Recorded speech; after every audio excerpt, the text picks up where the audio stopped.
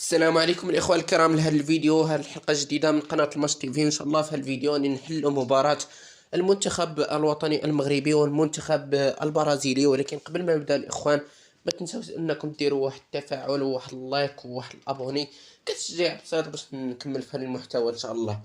اذا الاخوان ما نطولش عليكم، غادي نبدا في التفاصيل تاع هذا الفيديو. اذا كما كتعرفوا الاخوان، المنتخب الوطني المغربي كنلعب مع المنتخب البرازيلي مباراة ودية بملعب طنجة الكبير. مباراة صراحة كانت رائعة، نقل تفازي رائع، فار رائع، منتخب أسطوري، جمهور أسطوري. ناخب وطني وليد الركراكي أثبت أنه أحسن ناخب مر على المنتخب الوطني المغربي. اختار الناخب الوطني وليد الركراكي أن يدخل بنفس التشكيلة التي لعبت المونديال، يعني ياسين بونو في حراسة المرمى، محور الدفاع رومان سايس، نايف أكرد، ظهير أيمن أشرف حكيمي، ظهير أيسر نصير مزراوي. وسط الميدان سفيان امرابط وعزين ناحي. فقط كان الاختلاف في بلال الخنوت اللي لعب بلاصه سليم املاح الغائب على المنتخب الوطني المغربي بسبب الاصابه. فيما الهجوم حكيم زياد، سفيان بوفال ويوسف النصيري. المنتخب المغربي كان يلعب بالخطه 4-3-3 اللي كتحول 4-1-4-1 من كتكون الكره عند المنتخب البرازيلي. ملي كتكون الكره عند المنتخب البرازيلي كنشوفوا ان المنتخب الوطني المغربي كيبغي يقرب الخطوط وكيبغي انه يبلع المساحات باش ما يخليش الحلول للمنتخب البرازيلي فين يخرجوا بالكره. المنتخب البرازيلي اتى الى المغرب وهو باغي انه يربح المنتخب الوطني المغربي. راكم تشوفوا دار 5 تاع الحصص التدريبيه بالمغرب، اعجب بالبنيه التحتيه بالمغرب، اعجب بملعب بني بطوطه بالمغرب.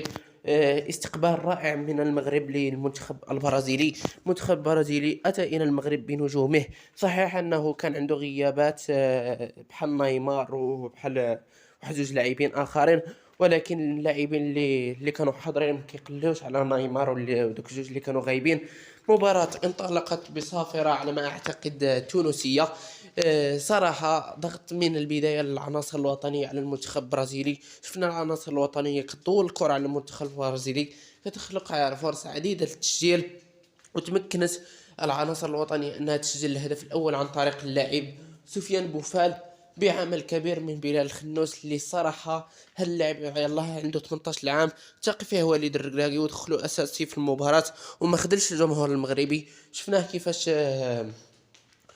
كما قلت لكم كيفاش كان يتحرك، شفناه كي دار عطى الكره لسفيان بوفال اللي ضرب الكره وتيرها في الشوط الاول وسجل الهدف الاول للمنتخب الوطني المغربي ضد المنتخب البرازيلي.